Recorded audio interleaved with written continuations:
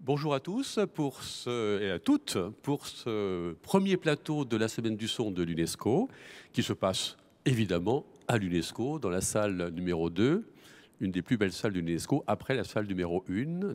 Et c'était hier soir avec un très joli, très belle ouverture avec Nathalie Dessay, Ibrahim. Alors, nous étions donc hier soir ici, nous sommes aujourd'hui là, dans cette salle, et pour un débat qui va tourner autour du son et du comportement. Alors, il me revient tout de suite de vous présenter nos participants, nos invités. Donc, Zena Birached, vous êtes auteure de bande dessinée, illustratrice, auteure notamment du grand livre des petits bruits, là, qui se trouve sur la table. Un petit mot peut-être ? Bonjour à tous et à toutes et à tous, pardon. D'abord, vous dire que je suis ravie d'être parmi vous. Alors voilà, comme vous l'avez dit, je suis auteure de bande dessinée, illustratrice. Je précise peut-être parce que c'est important, ça va être important dans mon travail et aussi, je pense, dans ce qu'on va se dire aujourd'hui, c'est que je suis née à Beyrouth dans les années 80. Donc l'atmosphère sonore a été assez importante pour moi à l'époque et l'est encore aujourd'hui dans mon travail. Merci. Bonjour Ingrid Savoya, vous êtes psychanalyste lacanienne, donc je vous laisse vous présenter en quelques mots. Oui, bonjour, je suis ravie d'être là et merci de votre accueil, merci à l'UNESCO dans ces circonstances un peu particulières. Moi, je vais vous parler aujourd'hui d'un aspect particulier du son qui est la voix, qui est un véritable objet en psychanalyse. Tout comme Zena, je suis née à Beyrouth, un peu plus tôt quand même, bien plus tôt. Et aussi, tout ce qui est sonore a joué un grand rôle pour moi et dans le développement de l'imaginaire. Je vais vous parler de la voix dans le développement de l'individu, en fait. Voilà. Pablo Arias, bonjour. Vous êtes chercheur à l'IRCAM, donc spécialiste aussi de la voix, et vous allez peut-être nous en parler. Alors oui, je suis chercheur donc à l'IRCAM et à l'Université de Lund en Suède, l'IRCAM donc à Paris. Vu qu'on dit nos origines, moi je suis colombien en fait. Et comme nous tous, j'ai l'impression la voix, le son a joué un son fondamental dans ma vie et est présent depuis super longtemps. Ça a été une grande passion pour moi et j'étudie du coup aujourd'hui comment le son, comment la voix plus particulièrement du coup peut induire des comportements inconscients chez les humains. On étudie la physiologie des humains, on étudie les mécanismes cognitifs et neuraux qui sont impliqués dans le traitement sonore et j'espère qu'on va pouvoir mentionner quelques mots sur ces sujets-là. Et Ibrahim Malouf, qui nous fait l'honneur, le plaisir d'être avec nous, qui a d'ailleurs très largement été à l'origine de cette discussion, d'ailleurs. Vous êtes compositeur, arrangeur, trompettiste, et puis surtout parrain de la 18e Semaine du Son de l'UNESCO.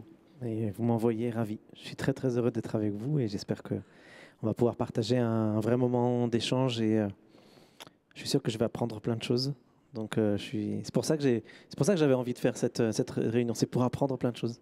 Voilà, je suis ravi d'être avec vous en tout cas. On a déjà eu une très belle interview tous les deux que vous pouvez voir sur le site de la Semaine du Son, tout le monde nous en parle, il trouve que tout ce que vous avez dit jusqu'à présent était top. Donc on continue dans cette lancée. Alors, notre sujet, on va le travailler sur 3 axes, sur trois moments forts. On va présenter ensemble ce qu'on entend par son et comportement. Ensuite, on essaiera justement, après cette présentation, de comprendre comment le cerveau fonctionne, comment nous fonctionnons sur ces sons qui nous arrivent. Et puis le troisième moment de ce débat sera autour de la dimension éthique et de l'utilisation des sons, justement, et comment justement ces sons peuvent être utilisés, pas forcément dans des dimensions louables. Donc, allons-y pour la première partie, allons-y pour cette premier instant. Et je donne la parole donc d'abord à Ibrahim, qui lui m'a sorti il y a quelque temps une très belle phrase. Il me dit « Il est très rare que l'on évoque les blessures sonores en tant que traumatisme ». Et c'est comme ça qu'a démarré en fait cette discussion, ce débat dans lequel on est.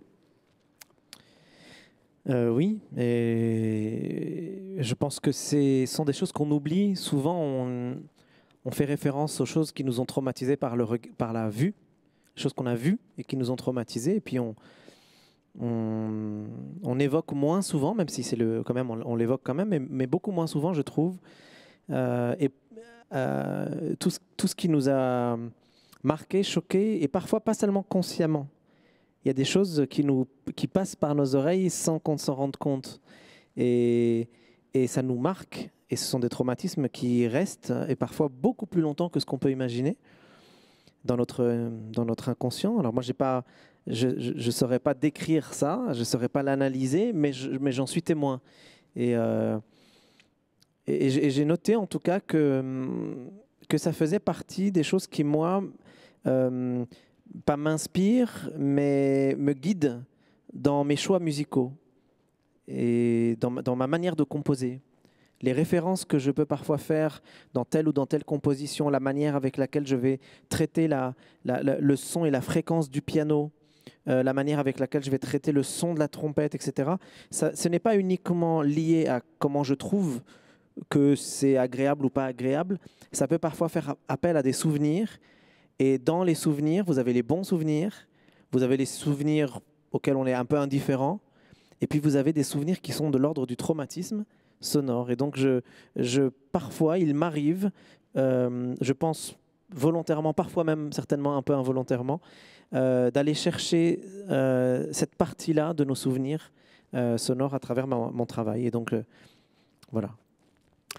Eh ben, on va illustrer tout ça. Et je pense que Pablo Arias, vous allez pouvoir nous donner quelques exemples qu'on a recueillis justement sur YouTube, justement, qui nous permettent de démarrer justement cette notion d'ambiance sonore de guerre d'ailleurs, ambiance dans le contexte de la guerre. Est-ce qu'on peut lancer cette première illustration ?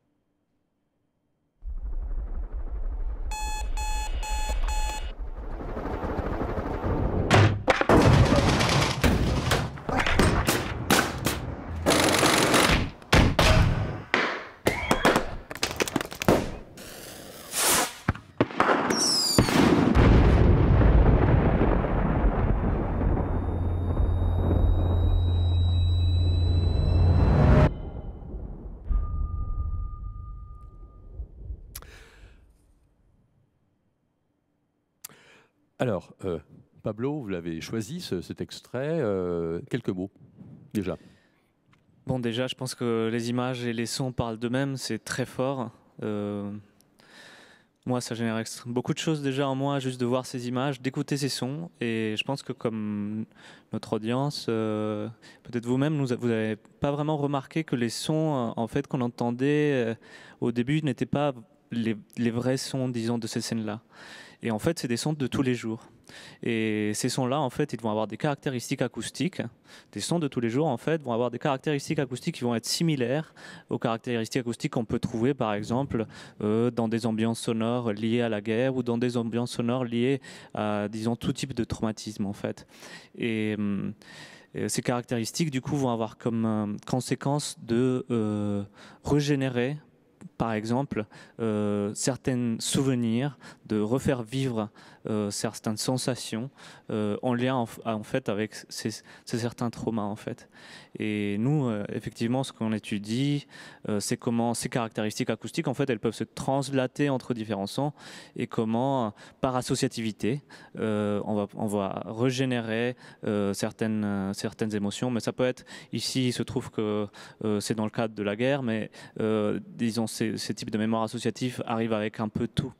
En écoutant Ibrahim, j'ai tout de suite pensé à la force en fait qu'a la musique et le son à aller très très loin dans la mémoire en fait, à s'ancrer très profondément dans la mémoire.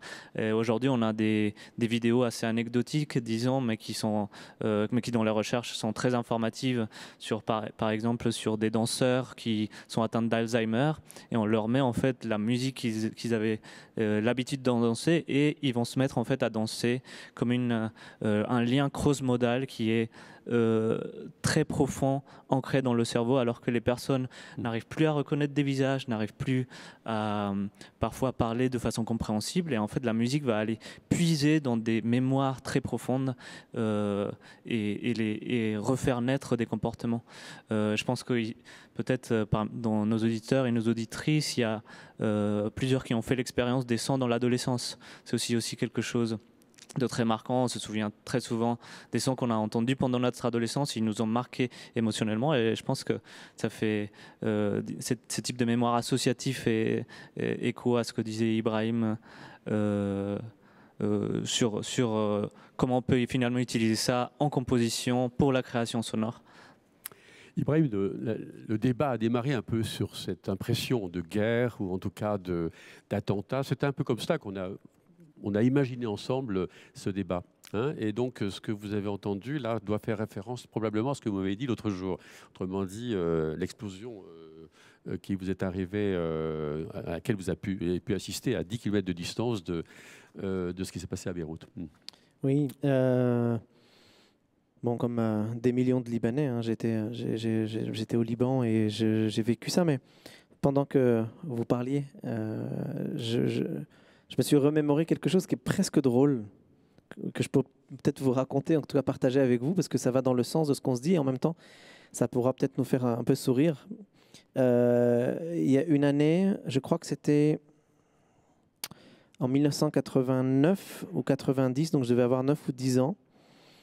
Et nous étions donc tout l'été, comme chaque année, on passait 2, 3, 4 mois au Liban, chaque été. Souvent, on était bloqué à cause des bombardements ou parce que l'aéroport était fermé ou des choses comme ça. Et puis, cette année-là, il y avait eu des bombardements. C'était la guerre entre les chrétiens, entre les différentes factions chrétiennes. Donc, il y avait des bombardements entre de notre côté de la montagne, du village de mes parents, et du village d'en face. Donc, il y avait des bombardements. Donc, on a passé pratiquement la moitié de l'été dans les abris, en dessous des maisons. C'était un été un peu particulier. Je me souviens quand je suis rentré à l'école en septembre, tout le monde racontait un peu de ce qu'ils avaient fait l'été, ceux qui étaient allés en Côte d'Azur, etc. Puis moi, j'avais dit que j'étais au Liban. Donc je me rappelle des enfants de mon âge qui m'ont regardé avec des yeux exorbitants en disant qu'il va passer des vacances en guerre civile.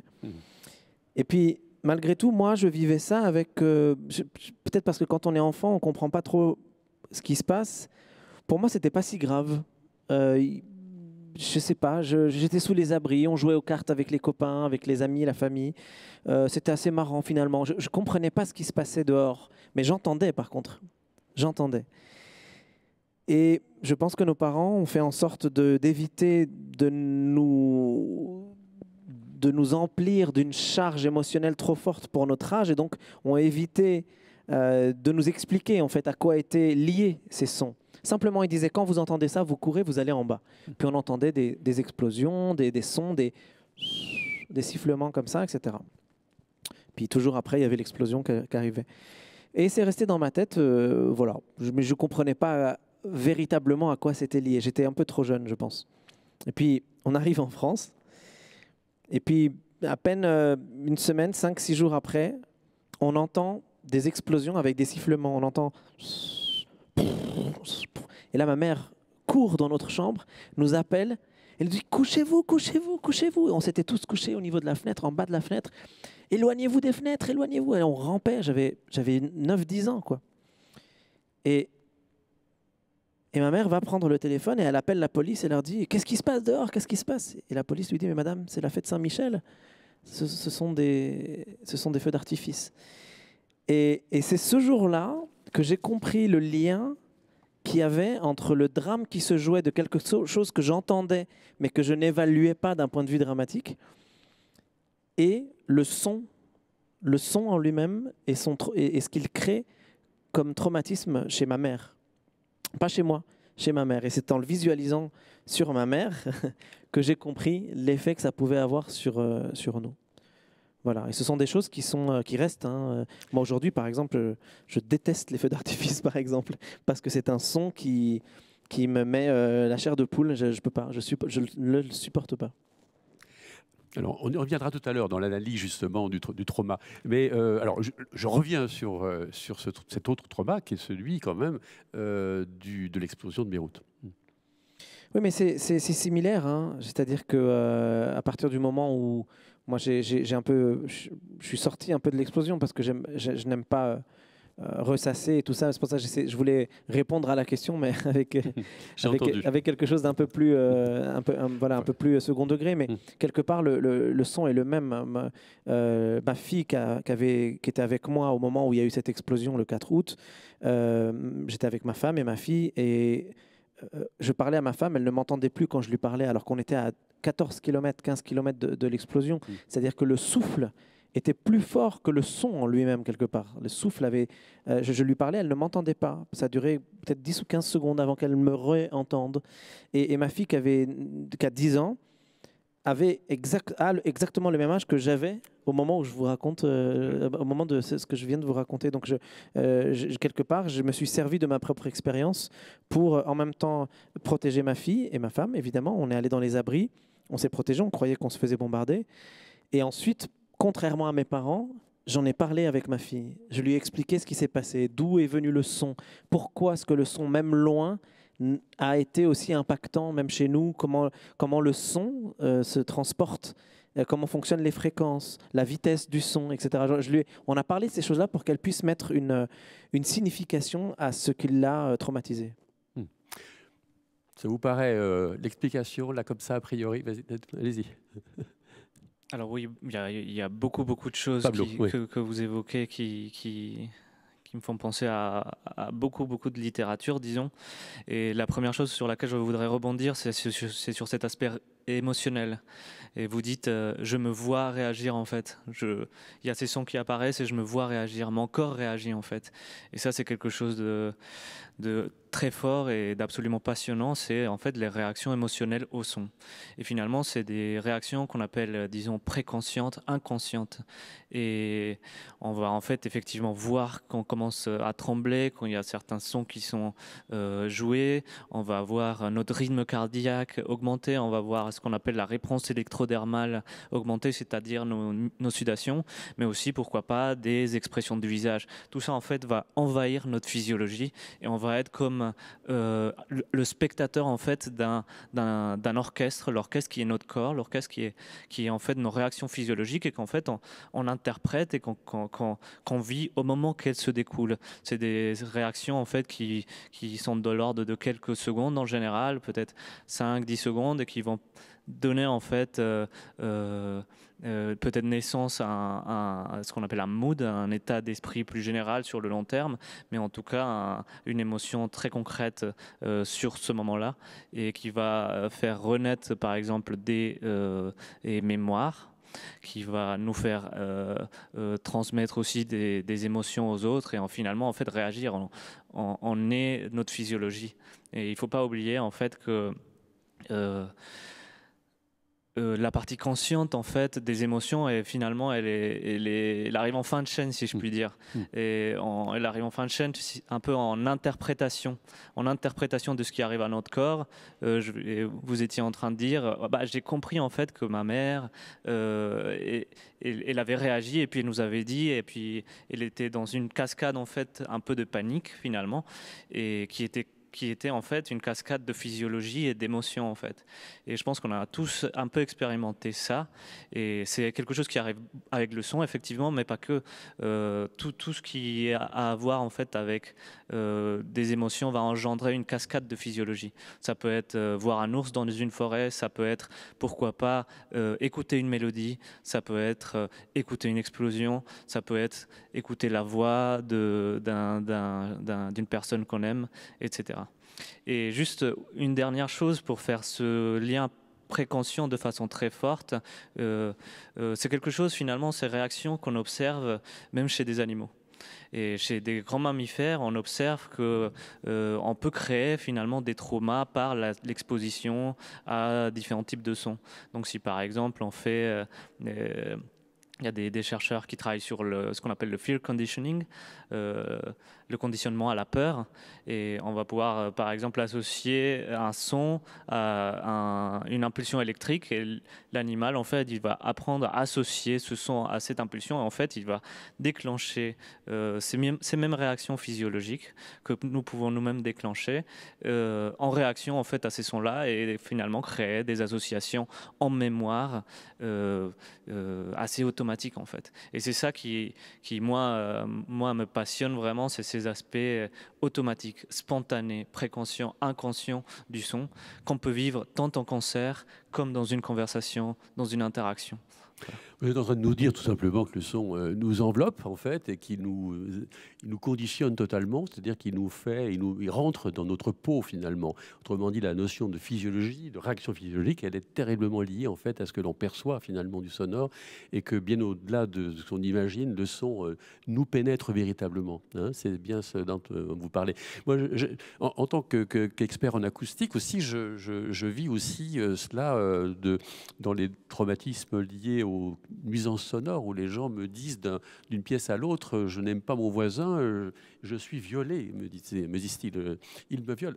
Donc le mot viol est un mot fort, je dirais, hein, mais le son peut pénétrer comme cela, effectivement, d'un lieu à l'autre, et du coup la personne se trouve totalement prise au piège d'un son dont elle ne peut pas s'échapper. Alors peut-être faut-il dire maintenant que le son n'a pas de paupières aussi, vous ne l'avez pas dit ça, mais peut-être que c'est bon de le dire aussi qu'on ne s'échappe pas du sonore aussi. Hein. Donc, on ne peut pas se fermer les oreilles, là on peut fermer les yeux, hein, ce qui est une notion tout à fait importante, qui a certainement des conséquences importantes aussi dans tout cela. Le son n'a pas de paupières et les mécanismes préconscients. L'oreille n'a pas de paupières. L'oreille n'a pas de paupières, on entend le son de façon préconsciente et il y a des études absolument passionnantes qui montrent même à quel point on peut utiliser le son pour aller sonder les états de conscience chez, par exemple, des personnes atteintes du coma. Ce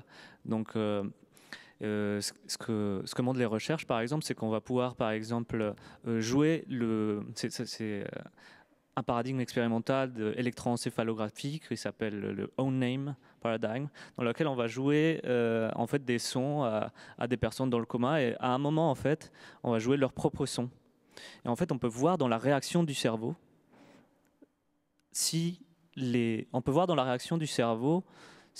la personne reconnaît en fait son propre nom. Même dans des états de conscience altérés, on peut reconnaître son propre prénom, en fait. Et ça, en fait, c'est diagnostic, c'est utilisé en médecine pour savoir à quel point les personnes sont dans un état de coma profond, en fait. Donc, effectivement, quand on dit que le sang rentre, on dit vraiment c'est indépendant de notre conscience, quoi. Il y a des mécanismes vraiment indépendants de ce qu'on appelle donc de cortex frontal, de tout ce qui est, disons, réflexif, introspectif, mentalisation, qui sont les choses qu'on a le plus, disons, qu'on est habitué à faire un peu tous les jours avec notre pensée. C'est des choses extrêmement conscientes. Il se passe aussi beaucoup de choses très bas niveau, qu'on partage avec les animaux, qu'on partage avec, quand on est dans des états de conscience altérés, et comme dans le sommeil, ou dans le coma, ou même ou d'autres. Et voilà. On peut aussi rajouter aussi de manière beaucoup plus simple encore pour dire que le son, c'est aussi la localisation dans l'espace. Donc c'est l'alerte, vous m'aviez parlé l'autre jour au téléphone. Le rôle du sonore, c'est d'alerter aussi d'un son, d'une source sonore qu'on ne voit pas. L'œil a en tout cas un champ de vision de l'ordre de 60 degrés à peu près. On peut écouter sous 360 degrés. Donc c'est une notion importante, ça, que ce soit pour les hommes ou bien pour les animaux. Autrement dit, est-ce qu'on n'oublie pas cela aujourd'hui lorsqu'on met des baladeurs sur les oreilles et qu'on traverse une rue sans se poser la question de savoir à quoi sert aussi l'oreille, quoi. Hein? Oui, absolument. Oui. Hein, c'est important. Totalement d'accord.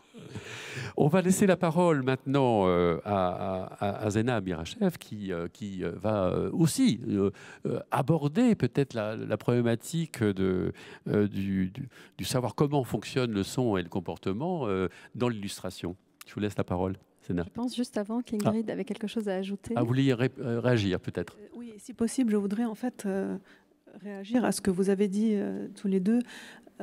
D'abord, merci Abraham Malouf de mentionner la blessure sonore. Et ça tombe bien, parce que moi, je voudrais témoigner aussi, depuis le 4 août, j'accompagne des personnes très traumatisées, pas par l'explosion, autant que par le son de l'explosion. Donc, c'est vraiment bien de le mentionner. Et la question de la localisation, juste avant d'oublier, c'est pas mal de ces personnes-là qui étaient en travail analytique avec moi avant et qui sont venues par la suite, ont eu beaucoup de mal à localiser l'origine du son. Donc après, il y a eu deux phénomènes. Un premier qui était des personnes qui sont venues me dire « j'étais là, j'ai tout vu, j'ai rien entendu ». D'accord ? Et après, il a fallu se réapproprier le son, mais la question était justement le trauma de ne pas pouvoir localiser l'origine et d'avoir le sentiment que le danger était partout. Donc une fois que ces personnes se sont réappropriées la capacité d'entendre vraiment, c'était difficile de savoir n'importe quel petit bruit, s'il était à 1 mètre d'eux ou très loin. Ce que toutes les personnes qui étaient présentes à Beyrouth ou au Liban disent, toutes ces personnes témoignent d'une seule et même chose. Elles ont toute l'impression que l'explosion a eu lieu chez elles. Voilà. Qu'elles soient dans des villages reculés, qu'elles soient... Toutes avaient l'impression que c'était chez elles. Donc par la suite, ça a créé... Et ça peut... La blessure sonore, elle est là, parce que par la suite, ce qui se passe, c'est que la personne se retrouve dans une quête permanente de localisation du danger. Donc elle est aux aguets tout le temps, elle ne peut pas dormir, ou bien si elle s'endort, elle se réveille.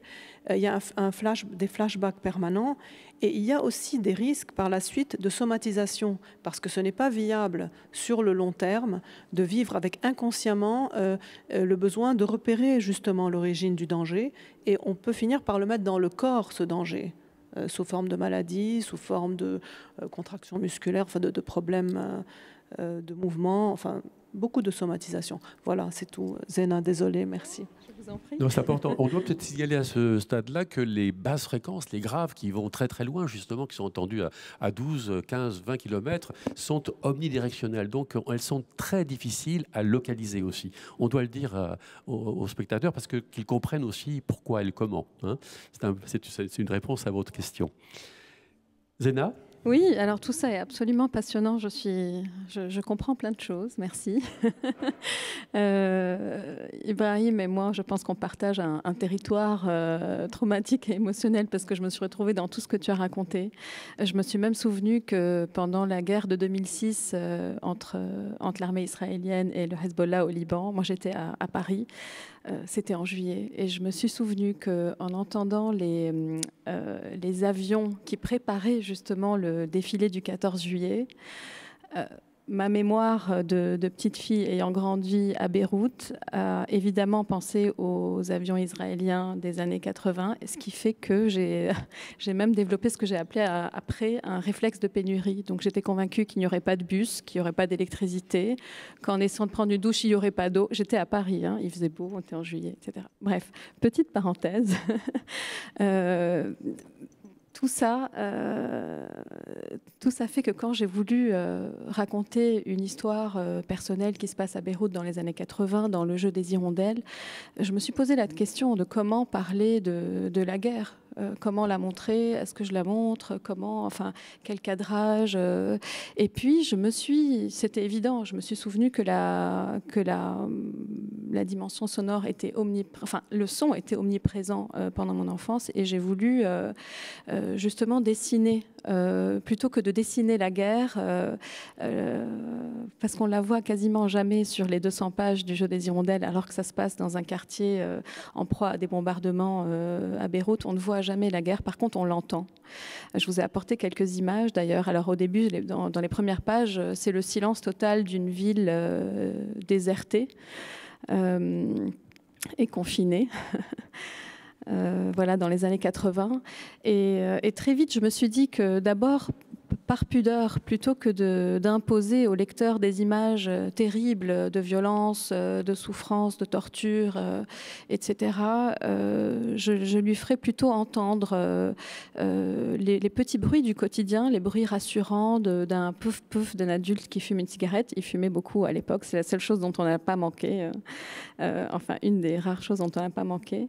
Le tic-tac d'une montre qui dit dit l'angoisse du retour des parents qui se trouvent cette soirée, cette fameuse soirée-là que je raconte dans le jeu des hirondelles, qui se trouve être chez ma grand-mère. Donc le tic-tac des aiguilles d'une montre, le slurp d'un café un peu brûlant qu'on essaye de boire sans justement se brûler la langue. Donc je me suis d'abord concentrée sur les tout petits bruits rassurants du quotidien qu'enfant, qui me rassuraient enfant justement, pour ensuite introduire, justement, vous avez parlé de la pénétration du son, tout ça est passionnant, pour ensuite introduire justement l'extérieur, les sons de l'extérieur dans cette bulle qu'on avait construite. On pensait être en sécurité dans cet appartement avec tous les voisins qui se réfugiaient. On n'avait pas d'abri, nous, à l'époque, donc on avait décidé que la pièce la plus sûre de l'appartement, c'était l'entrée.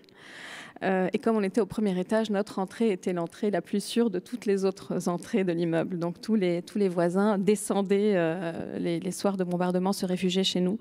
Et donc voilà, ce sont les sons. Je me suis concentrée, j'ai essayé de me souvenir et de repérer les sons qui disaient la guerre pour que je puisse ne pas la dessiner et essayer de raconter cette histoire un peu hors champ presque, en fait, sans jamais la montrer de manière frontale. Voilà, donc il y a la radio, qui est un élément principal qui vient apporter des nouvelles de l'extérieur, qui sont souvent de mauvaises nouvelles d'ailleurs. Il y a les conversations des uns et des autres, les bruits des bombardements, évidemment. Le franc-tireur, dont ma mère m'avait raconté que, ne t'inquiète pas, ce sont des chasseurs qui tirent sur les oiseaux. Alors, autant vous dire que mon frère et moi, on avait très peur pour les oiseaux. On se demandait s'il allait rester des oiseaux dans cette ville. Voilà, donc petit à petit, j'ai essayé de construire. Alors, ce qui est intéressant dans la bande dessinée, c'est qu'on a évidemment le texte, l'image, et quand on utilise les onomatopées, c'est encore un univers sensoriel, justement, qu'on met à la disposition de notre lecteur. Parce que, voilà, j'avais besoin qu'un lecteur qui n'ait jamais connu cette expérience sente. Voilà, en essayant de contourner de ne pas justement montrer toutes ces images qu'on a tous un peu trop vues peut-être à la télé. Quand on parle de Beyrouth dans les années 80, on a tous des images terribles. Et là, le son vient prendre en charge cette narration. Mais est-ce que finalement, Zena, c'est pas voir avec les sons finalement? C'est ça en fait que vous êtes en train de nous réexpliquer tout simplement que les sons sont des créateurs d'images.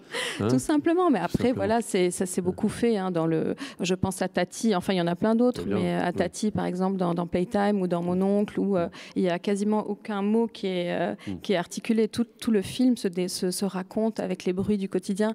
Il y a évidemment Kubrick et Full Metal Jacket, où là évidemment on a un dialogue, une histoire, mais il y a une attention apportée au son qui est assez incroyable pour la restitution d'une expérience qui est finalement très subtile à raconter. Voilà. Après, bon, je ne sais pas si j'ai encore une toute petite minute. J'aimerais bien vous montrer, si on peut voir les images les dernières images. Parce que tout ça, en fait, moi j'ai commencé avec ce dont je vous ai parlé, et puis je me suis rendu compte évidemment qu'il y avait une dimension tout à fait ludique, où une fois qu'on a, en tout cas pour moi, où j'ai eu l'impression de comprendre ce qui m'était arrivé, où j'ai eu l'impression de pouvoir le transmettre aussi par le dessin, les sons. Il y a aussi une dimension totalement ludique et voilà, amusante, acrobatique même, pour introduire le son dans une narration. Alors là, il y a quelques images d'un livre où il n'y a pas de mots. En effet, ce sont uniquement des onomatopées. Oui. Et voilà, qui se suffisent à eux-mêmes d'ailleurs, en fait, qui permettent tout simplement de poser une atmosphère, voilà, une atmosphère, une histoire, voilà. Ibrahim, lorsque vous exprimez musicalement, vous êtes conscient que le sonore a autant d'impact, en tout cas, sur le comportement de chacun dans la salle, dans une salle, par exemple, quelle qu'elle soit aujourd'hui. Quand on est musicien, on se pose cette question-là? Je pense que oui. Et je pense que les musiciens qui sont d'autant plus créateurs, compositeurs, nécessairement doivent se la poser. Une petite anecdote, mais qui explique beaucoup de choses, en tout cas dans ma manière de travailler. Lorsque j'ai commencé à travailler sur mon tout premier album, donc c'était en 2002-2003, j'étais en même temps dans le domaine de la musique classique parce que je terminais toute l'époque de mes concours d'interprétation classique, etc. Je m'intéressais au jazz depuis pas mal d'années. Je travaillais aussi avec le monde de la chanson, le monde de ce qu'on appelle la musique du monde, etc. Donc j'étais baigné dans plein d'environnements musicaux très différents. Je voyageais souvent, je me transportais souvent pour aller passer un concours, pour faire une séance de studio, etc. Donc c'était une période extrêmement chargée. Maintenant c'est plus calme, bizarrement. Mais à cette époque-là, c'était très très chargé. Et j'étais en train en même temps de travailler sur mon premier album. Donc j'allais en studio, j'enregistrais des choses et je les écoutais avec mon casque, mes écouteurs, et j'étais dans la rue ou j'étais dans un train ou dans un avion, etc. Puis à chaque fois, je retournais au studio, je disais tiens, il manque ça, je rajoutais ça, ça, ça. Je reprenais les bandes, je les mettais dans les oreilles, je me baladais pour un rendez-vous, pour un déjeuner, pour quelque chose. À chaque fois, j'écoutais ma musique dans la rue, dans les métros, etc. Et à un moment donné, au moment où la musique s'est terminée où j'ai terminé de la construire, donc 4-5 ans plus tard, au moment où il fallait sortir l'album, j'étais à peu près à, je pense, 10 jours du mixage de l'album. J'écoute l'album en studio, je me dis, mais il manque quelque chose, c'est pas possible. C'est pas ma musique, ça fait 4 ans que je travaille dessus, c'est pas ça, c'est pas comme ça que ça sonnait. Et j'ai eu un tilt, j'ai eu une lumière. Un tilt, encore un onomatopée. Ouais, un tilt. Et ce tilt, ça a été de me dire, mais en fait, il me manque les sons dans lesquels j'étais au moment où je composais. C'est-à-dire les sons du métro, les sons de l'avion, les sons du train, de la voiture, des gens avec qui j'étais, etc. Et ben, en 4-5 jours, il se trouve que je devais voyager aussi. J'avais un mini-disque à l'époque avec moi, avec un micro pour les mini-disques. J'ai enregistré absolument tous ces sons et je les ai intégrés dans mon album. Et 2-3 jours avant le mixage, ça y est, j'avais mon album. Et en fait, c'est ça qui me manquait, c'est-à-dire l'environnement dans lequel je l'avais créé. Si vous écoutez donc mon tout premier album qui s'appelle Diaspora, vous allez voir, ça commence avec les sons du métro. Et tout du long, toute la musique s'étale en même temps que les sons dans lesquels nous vivons. Voilà. Nous allons maintenant, alors là c'est passionnant ce qu'on dit, mais justement on va avoir des réponses là, qui vont arriver dans les minutes qui suivent sur comment ça fonctionne justement tout cela. Il faut qu'on comprenne un peu notre fonctionnement et notamment sur l'aspect vocal. On va essayer effectivement de bien comprendre comment la voix effectivement nous amène à nous comporter d'une autre manière.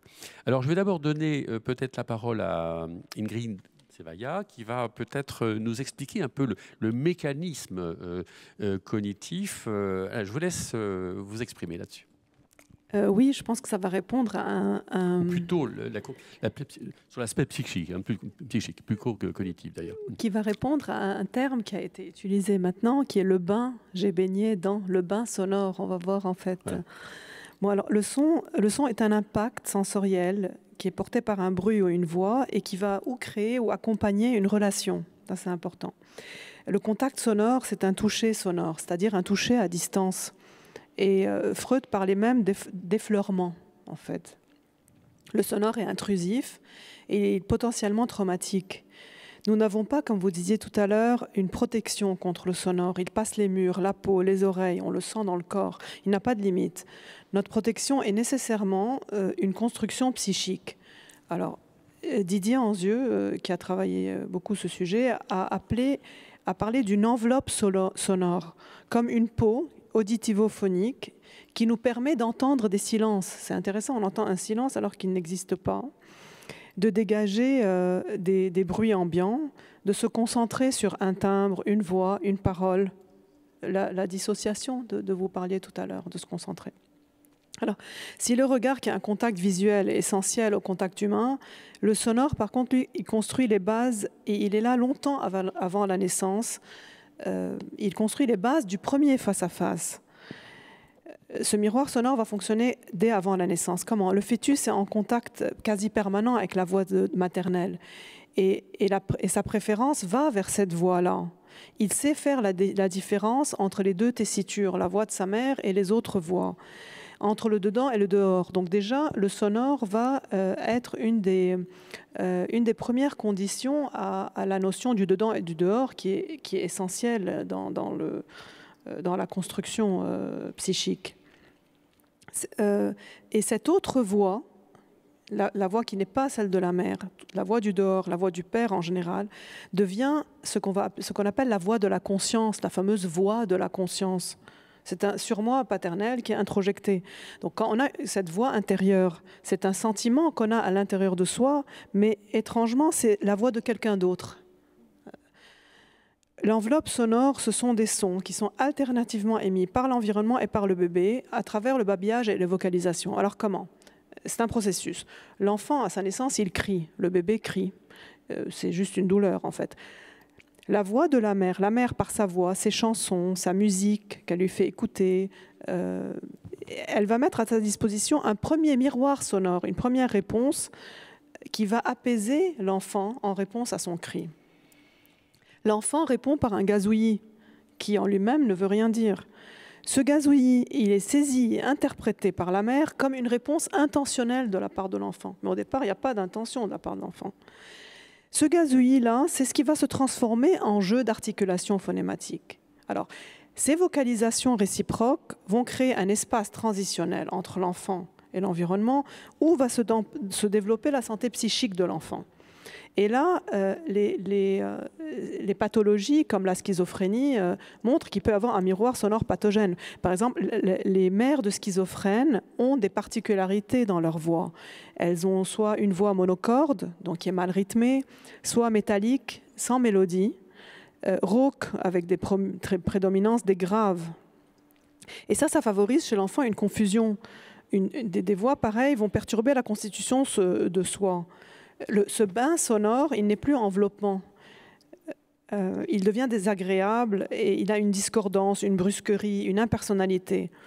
Au moment de l'apprentissage du langage, il y aura des injonctions paradoxales, ce qu'on appelle des double binds, sur le plan de l'intonation comme de la langue. Par exemple, une mère qui dit verbalement à son enfant qu'il doit manger et qui, en même temps, dans l'intonation de sa voix à la maman, a un dégoût de la nourriture, lui envoie un message paradoxal. Donc, quand il y a une conjonction sévère de ces deux perturbations, phonématiques et sémantiques, on peut aboutir à une schizophrénie. Quand ces perturbations ont été légères, c'est plutôt une personnalité de type narcissique qui va se constituer. Quand c'est la première sans la seconde, c'est une prédisposition aux maladies psychosomatiques. Donc l'enveloppe sonore, elle est structurante. Alors là, je vais vous parler un peu d'intention et d'intentionnalité dans le miroir sonore. Alors, le cri de l'enfant, ce n'est pas le mot. Le cri, c'est ce par quoi le nourrisson va céder à son angoisse. Ce n'est pas un appel. Au départ, ce n'est, comme je vous disais tout à l'heure, que l'expression vocale d'une souffrance. Il ne deviendra appel que par la réponse de l'autre, qui est son accusé de réception, la mère en général. C'est la réponse de l'autre qui transforme le cri en appel. Notre voix, d'ailleurs, quand elle est détachée de nous, je pense qu'on en a tous fait l'expérience, elle nous apparaît avec un son étranger. Parce que justement, ce n'est pas notre voix, puisqu'à l'origine, elle a été prise par l'autre à notre propre compte et nous a été restituée sous une forme de demande. Ce qui explique cette notion d'étrangeté quand on entend sa propre voix et d'angoisse. La voix, donc, est en effet un objet tout particulier dans la liste des objets pulsionnels, parce qu'elle concerne moins la demande de celui qui donne de la voix que le désir de l'autre. C'est l'autre qui interprète le cri en demande. C'est la mère qui donne un sens au cri de l'enfant. Il a faim, il a froid, il est triste. Au départ, on n'en sait rien. C'est elle qui lui dit « tu as froid, tu as… » Le code, comme disait Lacan, c'est toujours le code de l'autre. Ça, vous avez interpellé quand on en avait discuté. Le fait même d'attribuer une intentionnalité aux enfants est une condition préalable à leurs propres actions intentionnelles, à la capacité intentionnelle elle-même. Une mère qui ne va pas répondre au cri de son enfant comme une demande, ne va pas lui apprendre en fait que par sa voix, il a une intention tournée vers le monde. Il peut avoir une demande et qu'il a donc un désir.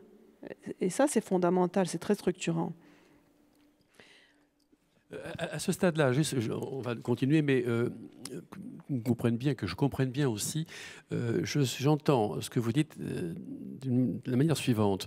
Nous avons besoin de l'autre d'abord en permanence, évidemment, et le sonore, on est le lien essentiel, si je puis dire. On n'existe pas sans l'autre. Ça, c'est un point essentiel qui me paraît essentiel.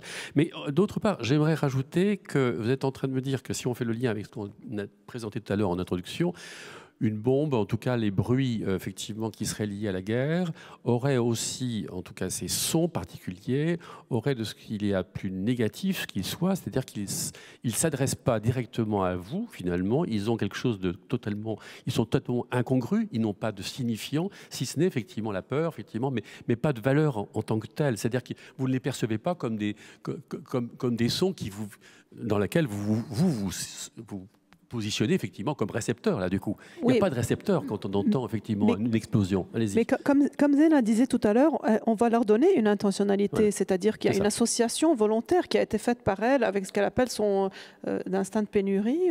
Voilà. C'est ça qui... Voilà, elle l'a associé à quelque chose. Et puis un trauma, c'est quelque chose qui va faire vraiment effraction dans un quotidien ou dans quelque chose de normal. Donc ça ressemble un petit peu à cette voie des mères de schizophrènes, c'est-à-dire que c'est désagréable dans la mesure où ça ne concorde pas avec ce qui se passe. Vous êtes dans une journée tranquille, tout à coup vous entendez un bruit d'explosion, mais ça ne coïncide pas, il n'y a pas de concordance.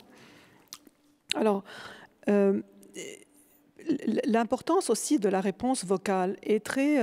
moi, je donne souvent cet exemple qui me semble quand même très parlant, justement. Je ne sais pas si vous connaissez la comptine « Maman, les petits bateaux qui vont sur l'eau ont-ils des ailes ?» Bien sûr. Des ailes, des jambes, mais oui, mon gros bêta, s'il n'en avait pas, il ne volerait pas. Enfin, les réponses, que ce soit des jambes ou des ailes qui volent, des bateaux qui volent, on voit bien que l'enfant ne demande pas une réponse logique ou verbale à la maman, il lui demande juste de répondre par sa voix. Alors, qu'elle y mette des mots logiques ou pas, est secondaire par rapport à son intention de lui répondre. Quand un enfant a peur dans le noir, on ne va pas systématiquement se lever du salon pour aller dans sa chambre. On n'a qu'à littéralement lui donner de la voix et ça suffit à le calmer, alors que ça n'a rien changé en fait. Bien sûr. Oui. Bien sûr. Parce que ça me rappelle... Réagissez, n'hésitez pas, oui. Quand on raconte une histoire aux enfants avant qu'ils s'endorment, moi je me souviens qu'enfant, si ma mère changeait une virgule à l'histoire, je lui faisais tout répéter. Bon, j'étais un tyran. Parce que la virgule change la mélodie. Donc c'est pas le signifiant, c'est la mélodie. C'est formidable. C'est la voix qui va monter, descendre. C'est la mélodie qui a changé avec la virgule. J'avais une tante musicienne, professeure de piano, qui aimait dire qu'elle n'était pas très bonne en maths, mais qui disait, par contre, moi, les tables de multiplication, je connais la mélodie par cœur.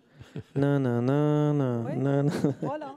Ouais, c'est juste pour la petite anecdote, parce que je pense qu'en effet, la mélodie des mots a une signification tout autant que le sens. Oui, par exemple, Jacobson faisait trouver à des acteurs russes 40 intonations différentes pour dire le mot « le soir ». Et chaque intonation incluait un sens différent. 40 quand même. Alors, il y a aussi... Il y a peut-être aussi la Chine, je crois, est extraordinaire. Il paraît qu'un mot peut être aussi exprimé de 10 000 manières différentes, avec des sens différents en plus. C'est hallucinant. Les Chinois, en tout cas, est une langue assez étonnante. Je crois que le chinois, ce sont des... Pardon, je ne sais pas si vous connaissez, moi j'ai appris un peu les Chinois à une époque. Oui. En fait, c'est surtout que le même phonème, avec des accents différents, peut vouloir dire un certain nombre de choses très, très, très différentes. Pourtant, c'est les mêmes lettres, quoi. Les langues tonales, oui. Tonales. Oui. Alors, Freud d'ailleurs, a parlé du double sens d'un mot. Un mot peut être remplacé par un autre, par la ressemblance sonore qu'il y a entre deux mots. On voit ça dans l'oubli, dans l'oubli, et quand on remplace un mot par un autre, c'est souvent la consonance, la ressemblance sonore qui joue un rôle important dans ces oublis. Il y a un lien subjectif qui va créer un sentiment d'harmonie. C'est ce qu'il appelle la parenté sonore, justement. Et la relation harmonique entre deux sons va être conditionnée par le motif qui est resté inconscient. Freud considère que les sons des mots ont des valeurs psychiques différenciées, et elles sont différenciées aussi d'une personne à l'autre. Alors, pour continuer sur la question de la mélodie, Bon, on peut vraiment faire, la psychanalyse a vraiment fait de la voix une pulsion. On pourrait parler d'une pulsion vocale et repérer un stade vocal. Il y a le stade oral, le stade anal dans la croissance de l'enfant, dans le développement de l'enfant. On peut repérer un stade vocal qui commence vers 6 mois, vers l'âge de 6 mois, là où le bébé s'approprie sa voix. Il comprend que ses émissions vocales lui appartiennent, parce qu'avant ça, il s'imaginait être fusionné avec sa mère, à tous les plans, même au plan de sa voix. Sa voix était fusionnée avec celle de sa mère. Le stade vocal va arriver avant le stade du miroir, qui est un peu complexe, qui est le moment où l'enfant se reconnaît dans le miroir, parce qu'avant, il n'a pas une notion d'être lui-même. Et ce stade vocal se termine avant l'apparition du langage, vers 2 ans. Peut-être que ça va vous renvoyer, vous, à des souvenirs d'avant l'âge de 2 ans, de ce qui se passait sonorement pour vous. Cette perspective rend compte de l'importance du sonore au début de la vie, et du coup, du renoncement dans l'entrée du langage, au moment d'entrée du langage, au plaisir vocal qu'implique l'apprentissage du langage. L'enfant a un réel plaisir, le bébé dans son berceau, il a un réel plaisir à gazouiller et à jouer de sa voix, au même titre qu'il joue avec ses pieds, avec ses mains, mais il joue de sa voix, il gazouille tout seul, bien avant d'arriver au mot. Et on comprend mieux là l'amour de la musique et du chant, et des vocalises et de la mélodie. C'est la nostalgie de revenir au plaisir de la communication affective d'avant les mots, où c'était juste une question de réponse et de reconnaissance de soi. Voilà. C'est passionnant, hein, c'est incroyable. Excusez-moi, je vais faire une petite parenthèse. J'ai maman qui est décédée malheureusement, qui m'a laissé, avant de mourir, un message sur son répondeur téléphonique. C'est terrible, terrible. Elle s'adresse à moi. Elle me parle et je ne peux pas lui parler. C'est terrible. Et là, je suis dans l'incapacité de lui renvoyer son message. Et je me dis, j'ai double peine. Elle est partie et en plus, je ne peux plus lui répondre. Alors que quand je la regarde sur une photographie, par exemple, ça passe. C'est moins difficile. Moi, je pense que vous pouvez lui répondre. Ah. Oui. Différemment, peut-être. Ça va avec... pour moi, ce que vous disiez tout à l'heure sur le fait que les oreilles n'avaient pas de paupières, je pense que c'est pas vrai. Moi, j'aurais envie de vous contredire sur ça. Mais ça, c'est le musicien. Ça, c'est le musicien qui parle. J'entends bien, mais... Je pense que les oreilles sont gérées physiologiquement comme les yeux. C'est pour ça qu'on en a 2. Donc, on peut zoomer. Vous savez, même avec vos yeux ouverts, il y a des choses que vous ne voyez pas. Oui. Il y a des choses qu'on ne voit pas, même les yeux ouverts. Combien de fois ça nous est arrivé de ne pas voir quelque chose qui est sous nos yeux? Oui. Et en fait, les oreilles fonctionnent un peu de la même manière. Il y a des choses, là, on peut être en train de parler et je ne vous entends pas et je vais être concentré sur un son qui se trouve tout au bout de la salle. Et inversement, si je suis en train de vous parler, même en chuchotant, il peut y avoir un énorme bruit dans la salle. Peut-être je ne vais pas l'entendre parce que je vais être concentré sur l'écoute de ce que vous allez me dire. Et donc, je pense que nos oreilles peuvent parfois, si on apprend à les contrôler, comme on apprend à fonctionner avec nos yeux, comme on arrive à focuser avec nos yeux quand on a la volonté de regarder une chose particulière, si on apprenait à nos enfants à écouter de la même manière qu'on leur apprend à voir, ils seraient tout à fait capables de voir ce qu'il y a à voir et de ne pas voir ce qu'il ne faut pas voir, de la même manière qu'ils pourraient entendre ce qu'il faut entendre et ne pas entendre ce qu'il ne faut pas entendre. Je pense que c'est une question d'éducation et on est capable de leur apprendre ça. Et de la même manière que là, je parle de choses où nous sommes les récepteurs, je pense qu'il y a la même chose dans l'action. C'est-à-dire qu'on peut communiquer des choses sans parler, on peut communiquer des émotions sans utiliser la voix, même si elle est très importante. Et on peut dire énormément de choses juste avec nos intentions. Juste, voilà. Et parfois, je pense quand on ne sait pas forcément mettre des mots dessus, on dit parler avec le cœur, on dit parler avec les émotions, on dit j'ai senti quelque chose. Mais je pense qu'à côté de l'émotion, de l'émotionnel, il y a, et ce n'est pas moi qui l'analysera, c'est peut-être plutôt les spécialistes, mais je pense qu'il y a une raison physique, physiologique, technique qui peut expliquer ça. Mais en tant que musicien, en tout cas en tant qu'artiste, je le pratique quotidiennement, ça. Oui, je le conçois parce que vous utilisez ce qu'on appelle l'écoute intelligente, c'est-à-dire qui consiste à aller chercher dans une salle où il y a plein de gens qui s'expriment, on peut aller écouter une personne plutôt qu'une autre. C'est ce que vous êtes en train de dire. Hein. Par exemple. Ouais, par exemple. Mais je comprends, j'ai entendu pour ce qui est de la réponse que je puis donner à ma maman. Pablo, vous y aviez quelque chose à dire de très important sur justement tout cet aspect lié à la cognition, donc l'aspect cognitif. Effectivement, tout ce que vous avez dit m'a évoqué beaucoup de choses. J'aimerais vous répondre un par un, mais ça va être beaucoup trop long, donc je vais sûrement rater certains sujets, mais je vais peut-être répondre à l'inverse de l'ordre dans lequel vous avez parlé. Mais Ibrahim, là, vous avez tout de suite parlé de cette analogie, disons, oreille-paupière, et à quel point, avec l'oreille, avec l'écoute, disons, on peut, grâce à notre attention, isoler des aspects spécifiques du sonore. C'est quelque chose qui est assez documenté en effet, à tel point que les musiciens avec beaucoup d'années d'expérience, quand ils entendent des sons, ont des oscillations neurales beaucoup plus importantes que des non-experts. Et en fait, ça c'est étudié dans la psychoacoustique, c'est ce paramètre, ce caractéristique, disons, de attention, de la puissance d'un son, d'attirer l'attention. Ça s'appelle la science en fait, la science d'un son. Et ce qui va me permettre en fait de faire la transition en fait avec pas mal des vocalisations en fait que j'ai vues, Zena, dans vos illustrations, dans laquelle on voit beaucoup de vocalisations non verbales en fait. Et ces vocalisations non verbales, en fait, il y a des cris, il y a des pleurs, il y a des rires, et c'est des choses en fait qui sont super profondes chez l'humain. Et comme vous le disiez justement tout à l'heure, une des premières choses que fait un nouveau-né, c'est pleurer, crier. Ok ? C'est quelque chose qui est inné en fait. On n'apprend pas à crier, on apprend à parler, on n'apprend pas à crier. On sait déjà générer des vocalisations non verbales. Ou rire aussi. Rire, ça arrive un peu plus tard, mais le sourire effectivement se développe au bout de 3-4 semaines. On commence par des sourires unilatérales, puis bilatérales, et progressivement on commence à rire par l'imitation avec... Tout le monde ne sait pas rire, hein. Les autistes ont des difficultés par exemple. Alors, ouais.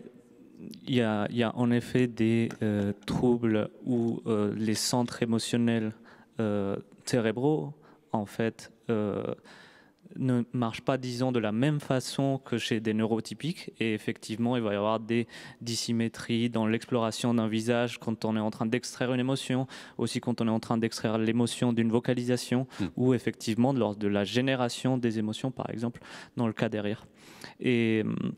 donc pour revenir juste aux vocalisations, du coup, et ce que je trouve très intéressant dans le lien science-vocalisation, c'est que ces vocalisations, en fait, ce qu'il faut savoir, c'est qu'on a coévolué avec elles. Donc c'est justement dans cette histoire d'interaction avec le son, je veux pouvoir répondre quand on me parle, on coévolue avec l'environnement sonore. En fait, quand on parle de son et comportement, le son est la cause et la conséquence du comportement. Et la conséquence des productions, dans le cas de la voix par exemple, c'est la conséquence de notre appareil vocal, ok, et c'est la cause du comportement. Justement, on en parlait tout à l'heure de tout ce qui peut découler de l'orchestre physiologique qui peut avoir lieu lors de l'écoute sonore.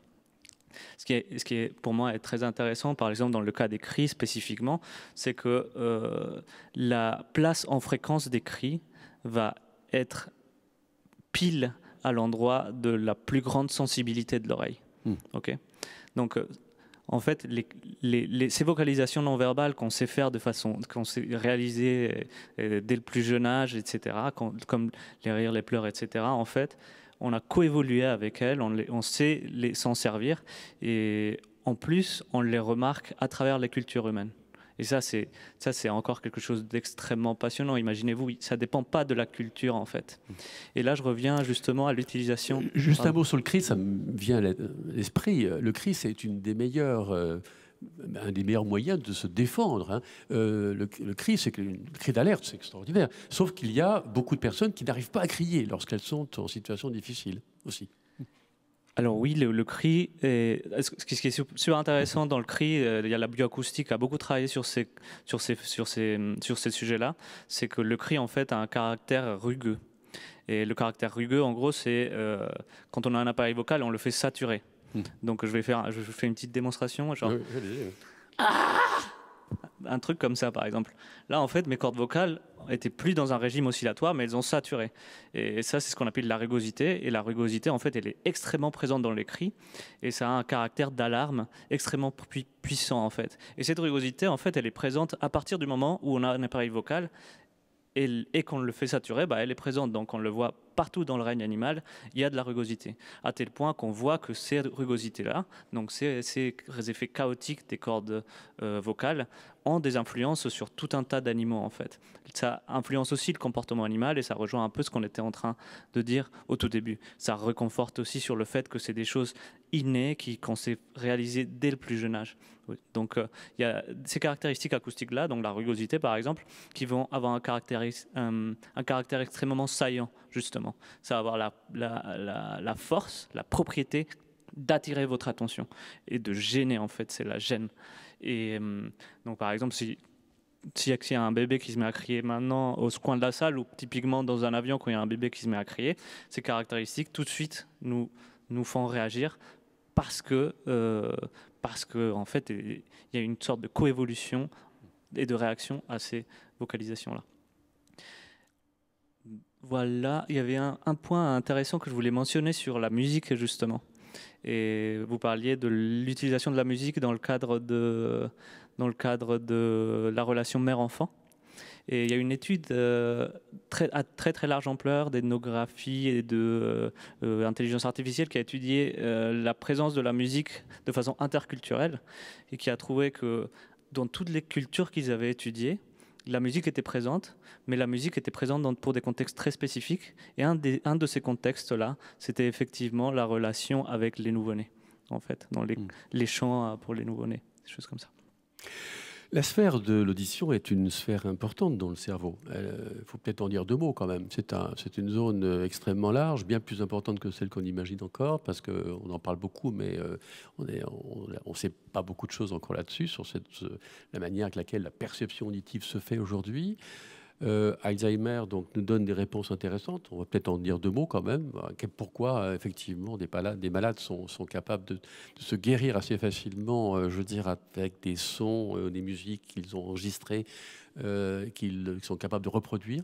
C'est intéressant. Et puis, dire à quel point, justement, l'approche musicale, là, ça va intéresser plus directement Ibrahim, peut-être encore, à quel point, effectivement, l'approche musicale, le fait de jouer d'un instrument ou d'écouter de la musique aussi, encore mieux d'en jouer encore, permet de développer au niveau du cerveau des appétences dans bien d'autres secteurs que celui du cerveau. Et là, on touche encore une fois au comportement. Deux mots là-dessus, peut-être En effet, alors, ce qui est passionnant avec le sonore, c'est que c'est quelque chose qui va par couche en termes cognitifs. En effet, il y a toute la partie décodage, il y a toutes les réactions d'alerte, disons, que je vais pouvoir entendre quand j'entends un bruit, que je vais avoir des réflexes extrêmement rapides. Mais ensuite, il va y avoir tout un tas de phénomènes qui vont venir se poser au-dessus, qui va être, par exemple, le décodage sémantique, qui va être le décodage de l'intonation, le décodage de tout ce qui est caractéristique acoustique. Et tout ce décodage, en fait, se passe, disons, un peu indépendamment du stimulus. Donc ça peut être de la musique, ça peut être une mélodie de trompette, comme ça peut être ma voix. On est en train de décoder l'intonation de ces instruments-là, en fait. Et ces instruments-là, ils vont être porteurs de sens, indépendamment du contenu sémantique. Donc typiquement, on ne peut pas poser une question sans faire varier l'intonation.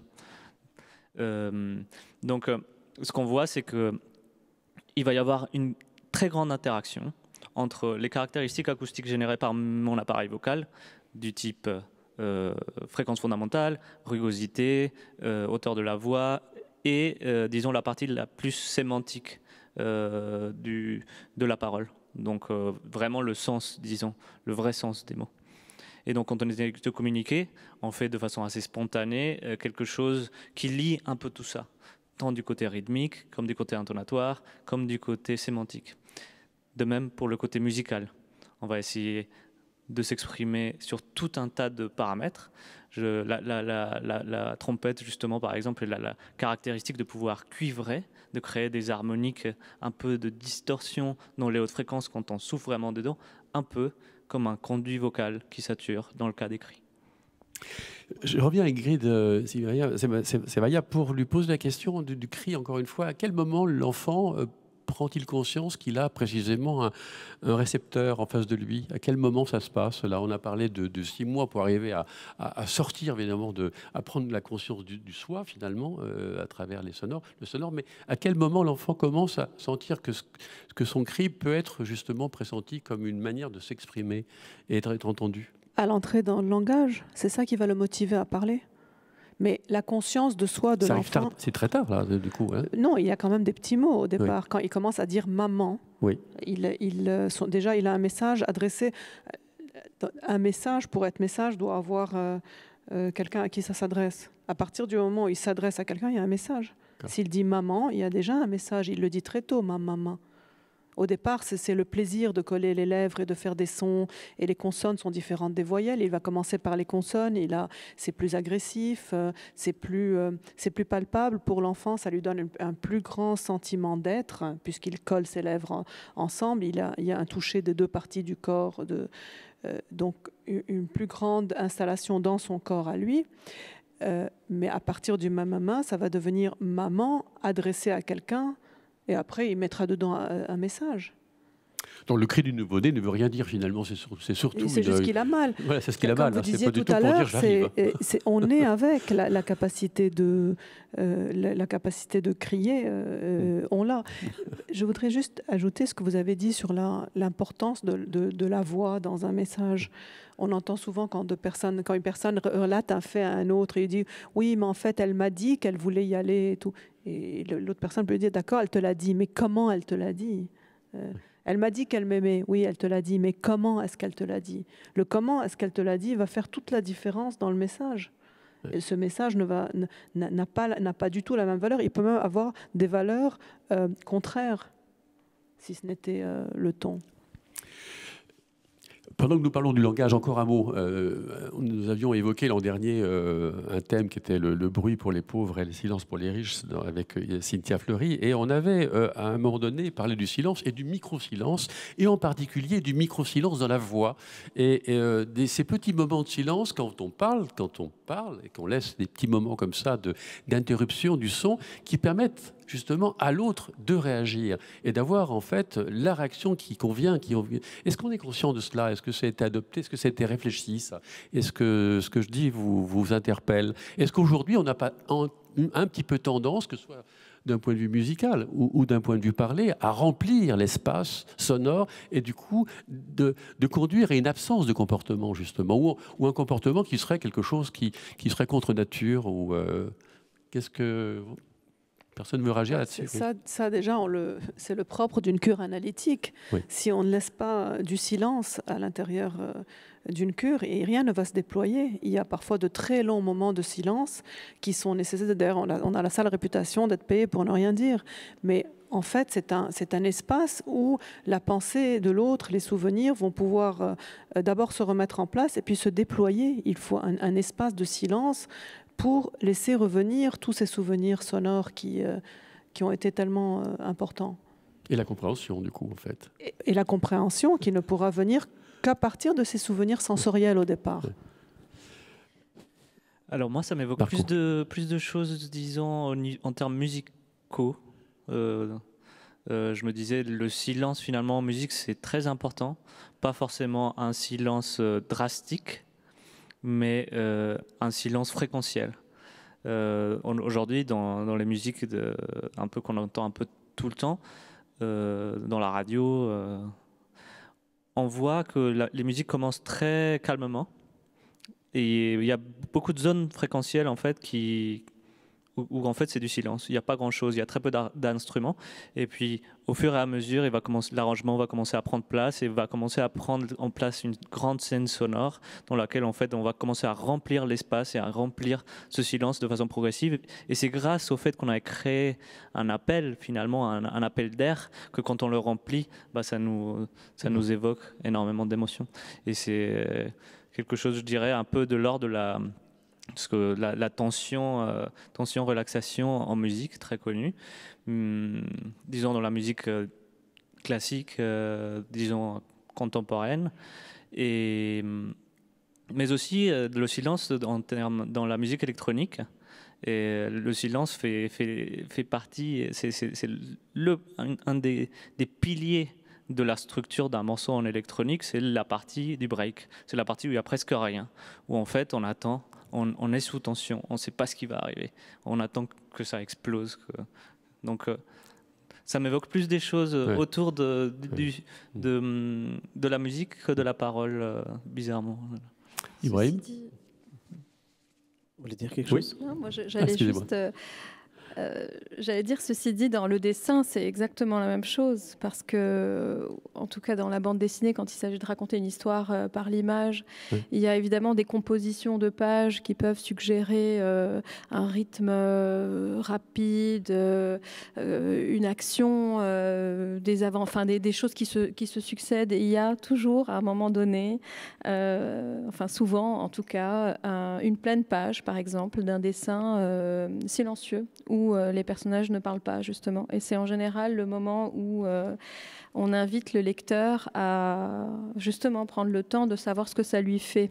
Alors, c'est pas une psychanalyse, mais symboliquement, c'est un peu un moment où c'est au lecteur de projeter ses émotions, ses souvenirs, ses sensations dans ce qu'il est en train de regarder avant de reprendre le cours de la narration, le cours de l'histoire. Et voilà, c'est une manière de construire des rythmes de lecture, des rythmes de compréhension, d'émotion, etc. Donc le silence est un ingrédient absolument nécessaire dans le dessin. On a tendance en général à dire que quand c'est blanc, c'est silencieux, quand c'est noir, moi je travaille essentiellement en noir et blanc, c'est au contraire, c'est rempli, saturé, plein, c'est le vide et le plein. Mais en fait, tout est possible en fait, et l'interprétation est libre au lecteur. Ah si, alors là, c'est un grand débat. Je pourrais parler pendant 2 heures sur le Non, simplement quelques minutes. Ça me fascine, moi, ça depuis trop longtemps. Déjà, moi, je trouve que le silence, c'est la base de l'éducation. C'est la base de la politesse, c'est la base du respect mutuel, c'est la base de toute création artistique, qu'elle soit visuelle ou sonore, cinématographique ou autre, picturale. Tout est basé, même nos conversations sont basées sur le silence. S'il n'y avait pas de silence, ça n'aurait plus aucun sens. Donc en fait, même quand vous voulez éduquer votre enfant, première chose, tais-toi, tu m'écoutes. Première chose, on se tait. Et là, il y a un silence. Et là, l'enfant va écouter. Vous faisiez la remarque un peu au second degré sur le fait que dans votre métier, on vous reprochait finalement de ne pas dire grand-chose, mais en fait, on oublie que se taire, c'est laisser la musique de l'autre s'exprimer, en fait. C'est laisser la parole de l'autre s'exprimer. Beaucoup de gens à qui on reproche de ne pas assez parler sont en fait silencieux par bienveillance et non pas par manque d'idées. Et on vit une époque où si tu n'as pas un mot à dire, si tu n'as pas un avis à donner, alors tu ne vaux rien. Alors on est mal placé pour le dire là, hein, parce qu'on a tous des micros qu'on s'exprime. Mais globalement, toute création artistique, pour moi, naît dans le silence, dans le chaos du silence, dans la non-existence relative du rien. Et le silence restera pour toujours relatif. Qu'est-ce que c'est le silence? Si je me tais, il n'y a pas de silence, regardez. C'est tout sauf silencieux. C'est un brouhaha énorme. On appelle ça un bruit habité, un son habité, en fait, voilà. Un silence habité. Tous les silences sont tous habités. Il n'existe quasiment jamais un silence absolu, à part peut-être à l'IRCAM. À l'IRCAM, on a une chambre anéchoïque. Une chambre anéchoïque qui est quand même assez silencieuse. Très impressionnant. Où les ambiances sonores, finalement, qu'on entend tout le temps, sont remplacées par notre physiologie, justement. On commence à entendre le battement du cœur, un peu le sang qui... On s'entend. Ouais, c'est ça, on s'entend nous-mêmes parce qu'il n'y a pas de sang à l'extérieur. Mais c'est assez troublant, en fait, quand il n'y a absolument rien, parce que justement, on parlait de à quel point on utilise le son pour se situer dans l'espace. C'est grâce au son aussi. L'oreille, c'est principalement pour l'équilibre. Notre en fait, équilibre c'est principal, exactement. Donc, dès qu'on est par exemple dans la chambre anéchoïque, Ça tombe bien. On est déboussolé en fait. Même les petites réverbérations de salle nous permettent de nous situer dans l'espace, de comprendre en fait la profondeur du champ spatial. Voilà, et je vais dire juste une dernière chose, Oui. parce que sinon, encore une fois, Oui, oui. j'aurais envie de parler Non, 2 non. heures sur ça. Mais tout à l'heure, vous faisiez une remarque intéressante aussi, je trouve, par rapport à la notion musicale du silence. Dans la musique, une des premières choses qu'on enseigne, enfin en tout cas que j'enseigne, c'est non pas la véracité musicologique d'un propos, ni la valeur émotionnelle ou sentimentale d'une musique, ni même la virtuosité intrinsèque de tel ou de tel morceau ou musicien ou artiste, mais la musicalité du propos et du graphique sonore. Et quand on s'exprime, parfois, pour être bien compris, parce qu'il ne s'agit pas seulement de s'exprimer. Quand on parle, là, ce qui compte, ce n'est pas seulement de parler, c'est être sûr que les personnes en face de nous ont compris. C'est le comportement de l'autre. C'est le comportement de l'autre. Donc, et tout à l'heure, Ingrid, vous notiez, j'accorde énormément d'intérêt à ces petits détails-là, mais c'est comment le bébé, au début, ce qui donne du sens, enfin, ce qui lui fait sentir que ce qu'il dit a du sens, c'est la réaction de la maman ou du papa en face. Sans ça, il est complètement déboussolé parce que son expression, il n'y a pas de miroir face à ça, personne ne réagit. Et je pense que pour créer cette réactivité, ce lien entre nous et la personne qui nous écoute, il y a un échange, et cet échange est beaucoup basé sur ce graphique sonore qu'on crée. C'est dans la musique, dans le jazz, dans la musique orientale, dans la musique arabe, dans les musiques du monde, dans les musiques traditionnelles, on accorde énormément de valeur à ce graphique-là. Par exemple, dans le talab arabe, dans la musique arabe, dans le talab, il y a une manière de commencer la phrase, il y a une manière de la développer, il y a une manière qu'on appelle la hafle qui conclut ce propos-là. S'il n'y a pas de conclusion, on ne comprend pas quel était le propos artistique. Et ça, c'est très similaire à la manière avec laquelle nous avons de nous exprimer, de parler. Si par exemple, j'étais en train de finir ma phrase de cette manière-là et que je la termine en haut, ça ne veut rien dire. Et là, tout le monde attend que je continue. Ouais. Mais en fait, si je ne continue pas, ça ne veut plus rien dire. Et donc, ce graphique-là, il est important dans la musique parce qu'il crée du sens dans le reste de notre vie aussi. Et donc, c'est en ça que la musique, entre autres, en grande partie pour moi en tout cas, influe sur nos mœurs et sur nos manières de vivre. C'est pas juste parce que la musique est belle et que ça fait du bien et que du coup les gens sont...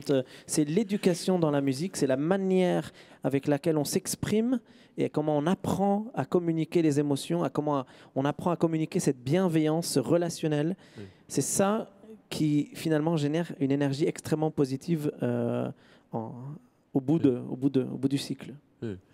Et qui permet à l'autre de comprendre, de se structurer en fait, et de revenir vers vous aussi, parce qu'il y a un aller-retour aussi. Hein, c'est pas un émetteur, c'est pas un récepteur, c'est un aller-retour, n'est-ce pas?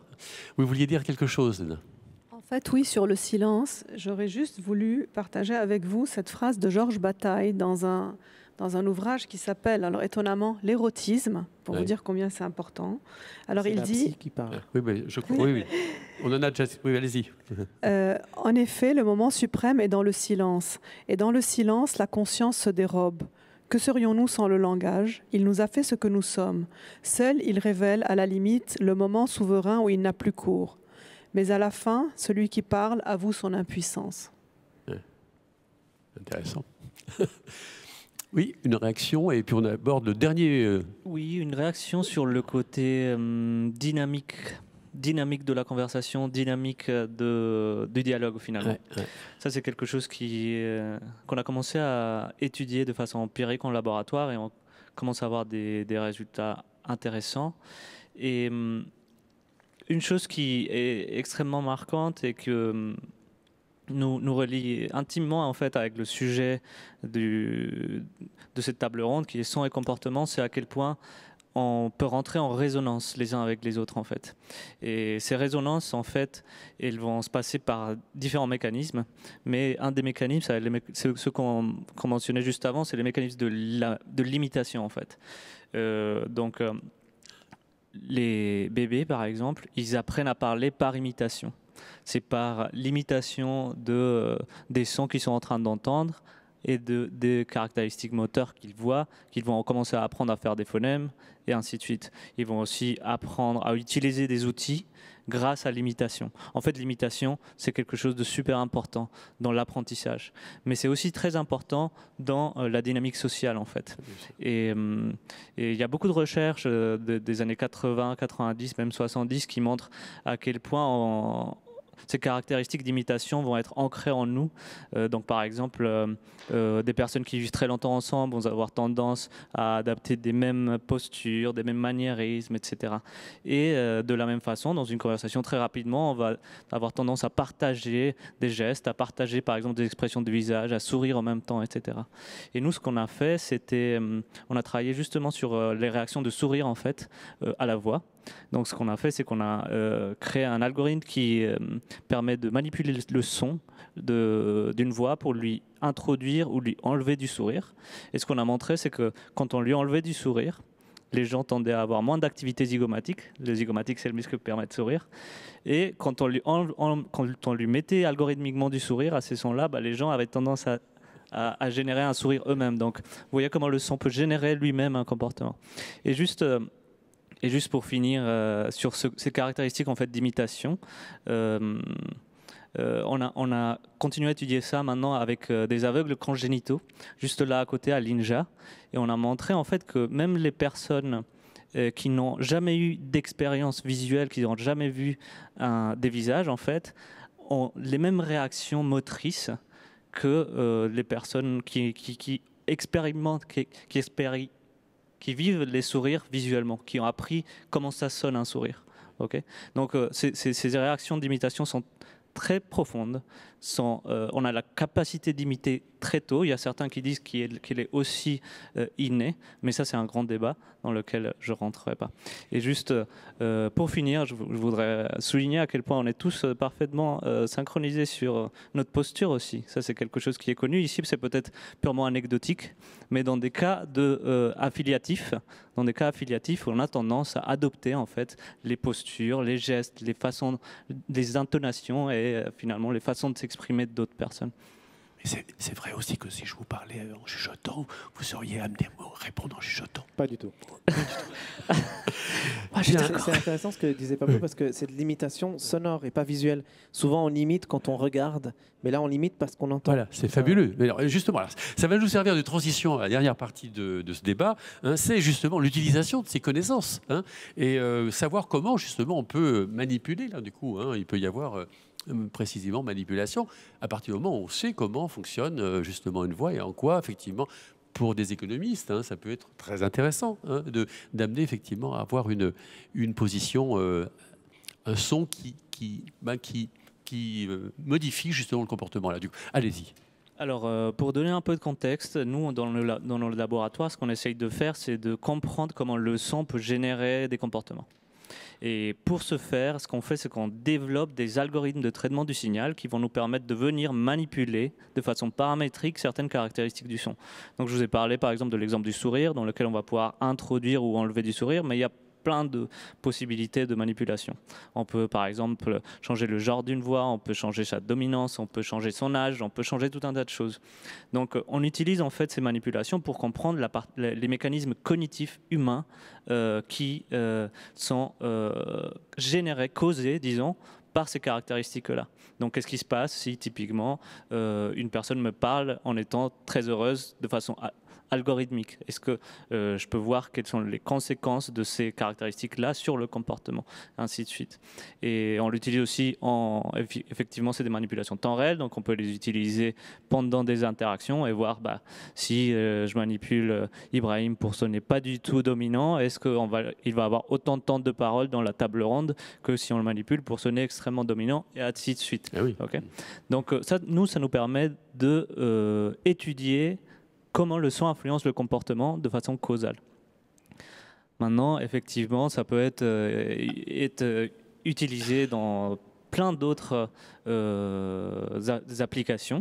Alors, on va peut-être citer l'une des premières, c'est celle de l'intelligence artificielle, donc, dans laquelle vous avez travaillé, et notamment le clonage des voix. Peut-être ça peut être intéressant de voir jusqu'où on peut aller avec notre ami André Dussolier.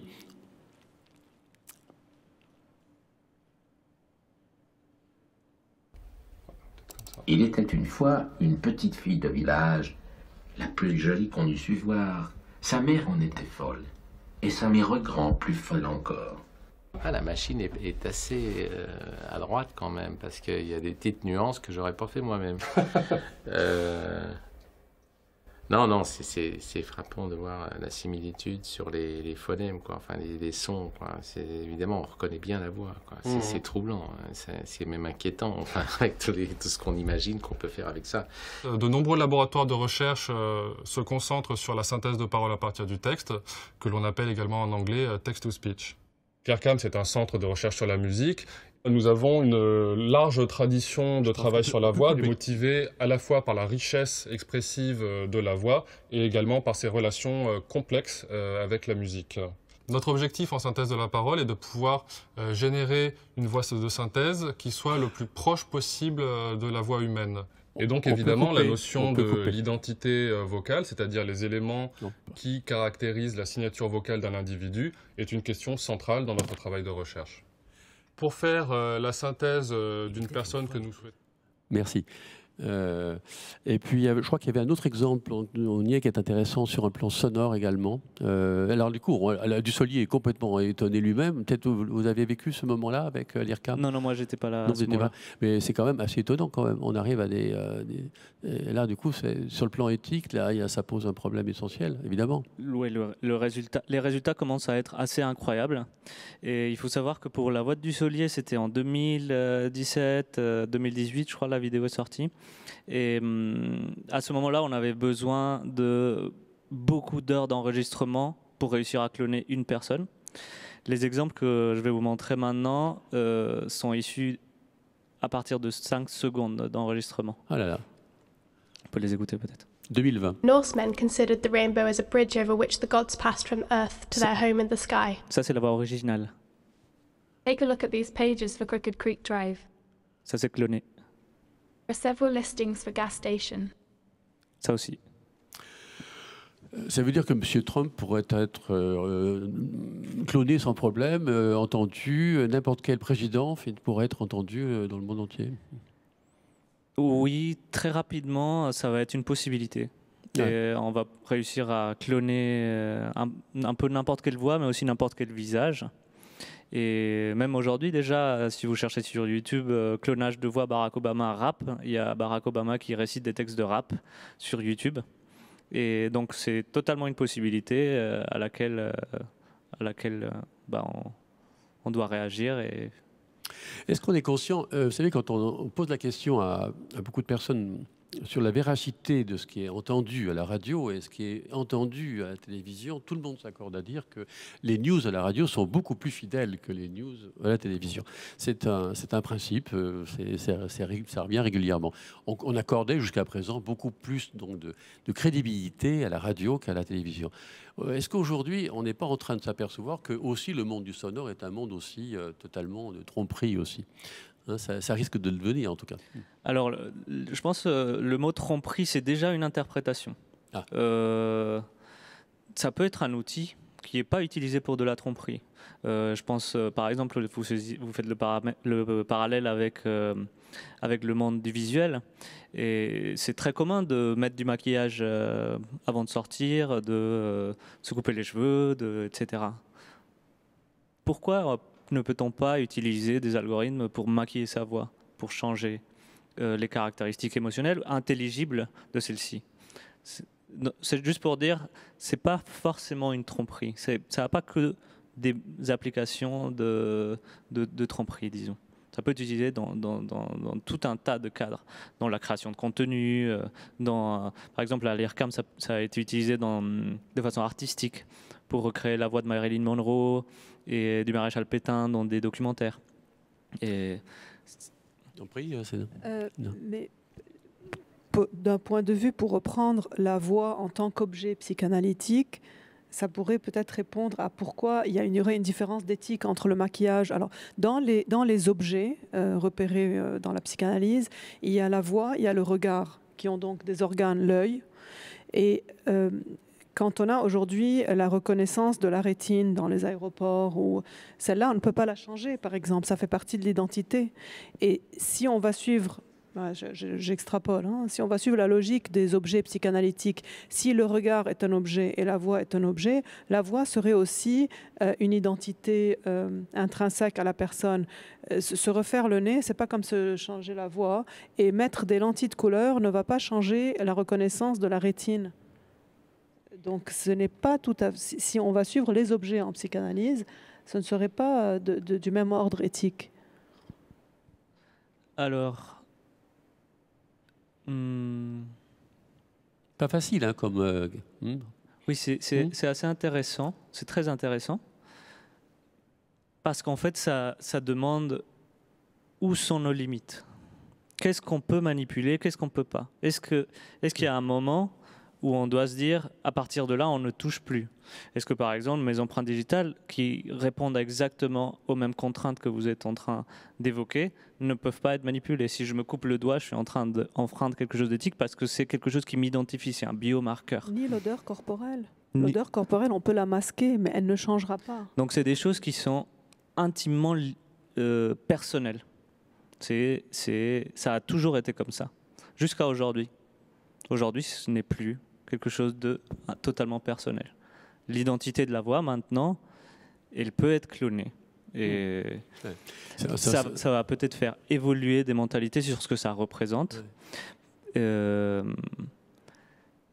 Et ça a tout un tas de conséquences, effectivement. On peut comprendre à quel point ça a pu déstabiliser, en tout cas, tout un chacun, parce que jusqu'à présent, on a toujours exprimé le fait que la voix, c'était un peu l'identité de la personne, l'âme de la personne, comme on dit, n'est-ce pas? Mais c'est une question qui a été posée il y a très longtemps dans les contes. Par exemple, quand on voit le petit chaperon rouge, il y a l'usurpation de la voix, mais le petit chaperon rouge finit par reconnaître que ce n'est pas l'intonation de la grand-mère.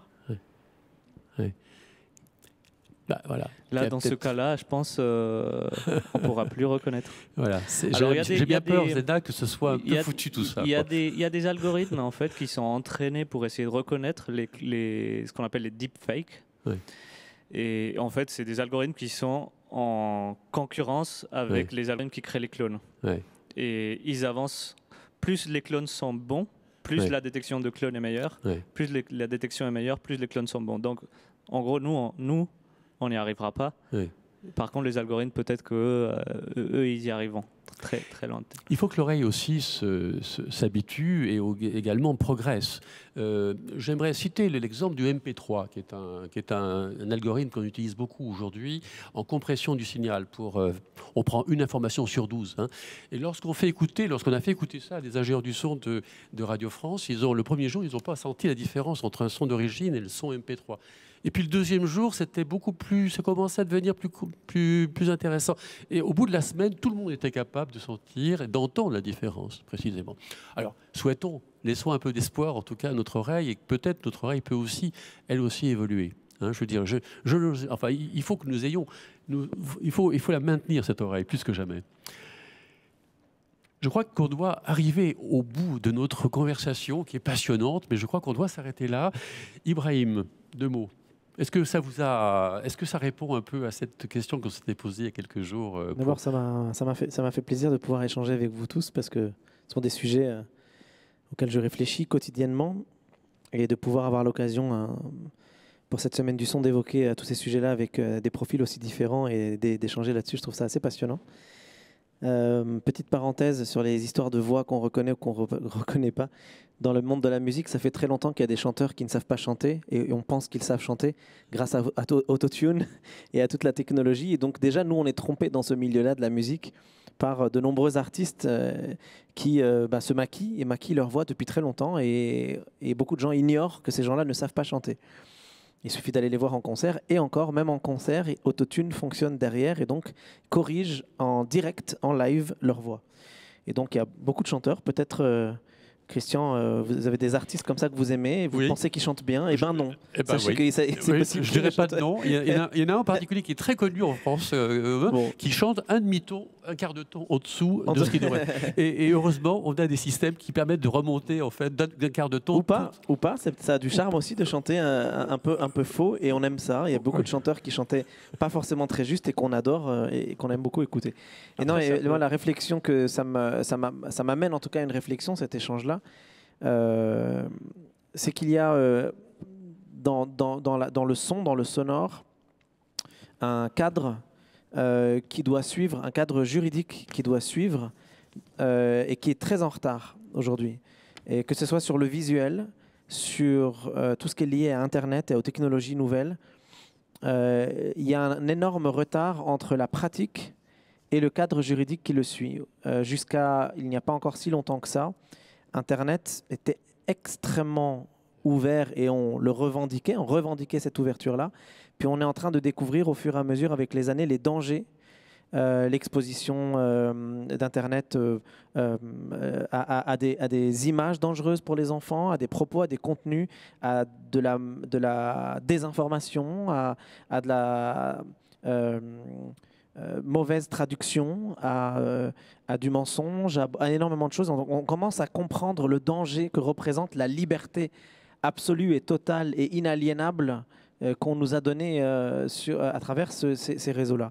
Et je pense qu'il commence à y avoir, mais très lentement, c'est un processus qui est extrêmement long, un cadre à tout cela qui va certainement dans les années à venir aboutir à de vraies lois pénales sur Internet extrêmement proches de celles qui peuvent exister dans la société normale. Et je pense que suivront certainement assez rapidement aussi un cadre juridique et un cadre structurel pour la société dans laquelle on vit par rapport à toutes ces choses-là, toutes ces notions qu'on est en train d'évoquer là. Et comment on dit c'est quoi le terme exact juridique, le fait de tromper quelqu'un en prenant l'identité. L'usurpation, voilà, l'usurpation d'identité va être certainement une des choses les plus pénalisées sur les ordinateurs, sur le numérique, sur Internet, sur la télévision, sur le son. Globalement, et je pense qu'on est un peu en retard sur ces choses-là. Je crois que l'UNESCO l'a bien compris, parce qu'il y a 3 ans, on a donc la Semaine du son a présenté cette résolution, la 39C59, qui est très importante, que je vous engage à lire, qui est très importante, qui s'intitule « L'importance du son dans le monde actuel, promouvoir les bonnes pratiques ». Et là, précisément, je crois que c'était la première fois, justement, que 193 délégations votaient unanimement pour la reconnaissance de cette dimension qui n'avait jamais été, jusqu'à présent, reconnue, adoptée par l'UNESCO. Merci Zena de vos propos. En tant qu'illustratrice, vous avez été un extraordinaire bouquin. C'est plein de couleurs et c'est magnifique. Et c'est à regarder et à regarder pour les grands et pour les enfants d'ailleurs. Et à lire à haute voix aussi. Et à lire à haute voix aussi, voilà. Merci Ingrid pour votre approche qui nous a beaucoup éclairé quand même, faut le dire. Merci, j'étais vraiment ravie de pouvoir échanger et d'entendre toute cette complémentarité d'approche. Moi, je me suis régalé. Pablo Arias, merci pour cette approche recul de l'homme scientifique. Merci beaucoup aussi à vous tous. C'était vraiment un plaisir, effectivement, d'avoir autant de domaines autour de 3 tables, d'une table, et de pouvoir échanger sur autant de sujets.